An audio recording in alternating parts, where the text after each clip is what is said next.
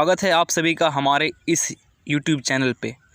Friends, अगर जो आपसे कोई पूछे to find out what kind of equation is this kind of equations which are appearing on your screen, and इसे मैं रेक्टेंगुलर बॉक्स के अंदर कर दिया हूँ। So what if they ask you to find what kind of equation this in just span of 2 to 3 second, be it hyperbola, ellipse, parabola or circle.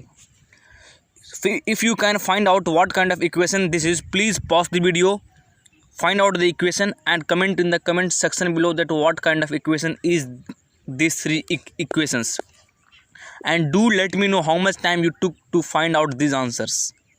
I will be ready to interpret all your answers.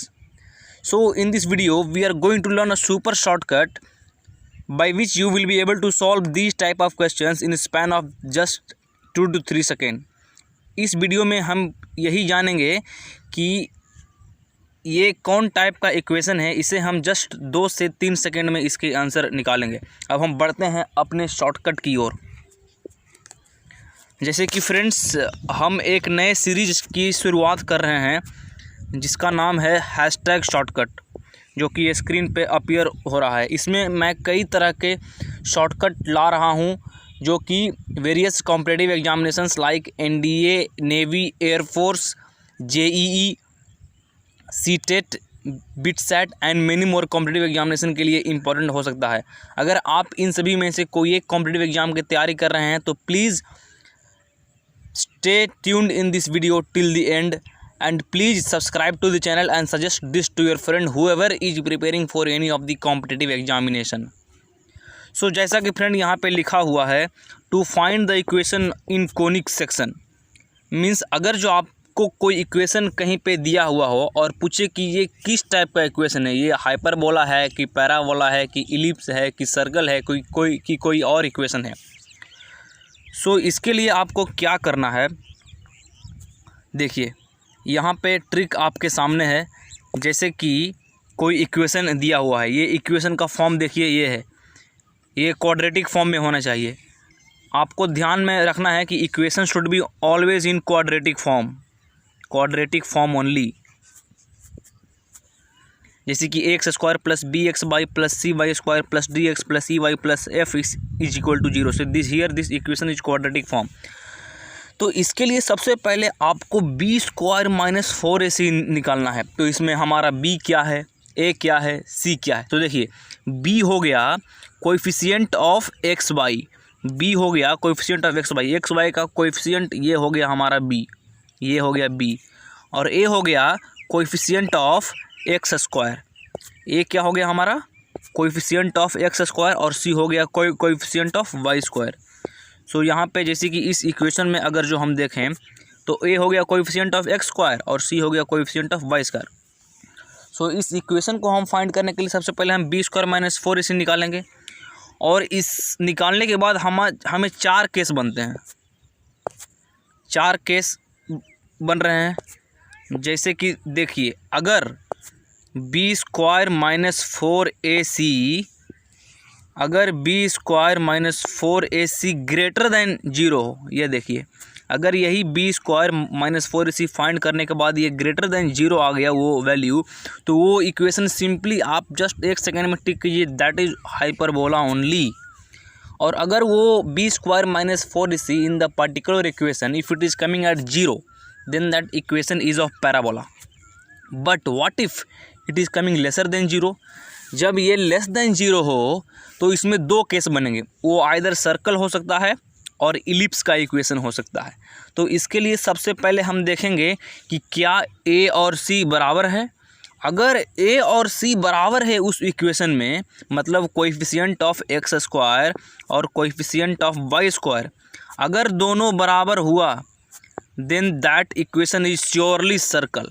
And if अगर वो बराबर नहीं हुआ, a is not equal to c, then that equation is of surely ellipse. Friends, I hope you all would have enjoyed the trick, but for your better understanding I would take few example. Like जैसे कि example 1 screen पे appear हो रहा है, इसे मैं rectangular box के अंदर डाल दे रहा हूँ। तो फर्स्ट एग्जांपल हो गया 16x² plus 8xy plus y square minus 74x minus 78y plus 212 equal to 0। ये इक्वेशन देखने में तो बहुत भयानक लग रहा है, but you need to find just b² minus 4ac। b² क्या हो गया हमारा, तो 8² so it will become 64 minus 4 a कितना हो गया 16, c कितना हो गया 1, so 4 into 16 into 1, so it will become 64 again here, so 64 minus 64 it will become 0। और अभी हमने देखा कि अगर b² माइनस 4ac 0 आ रहा है then that equation is surely of parabola. So इस क्वेश्चन में भी ये इक्वेशन किस टाइप का इक्वेशन है, ये इक्वेशन हमारा पैराबोला का है। So I hope you all have enjoyed the trick.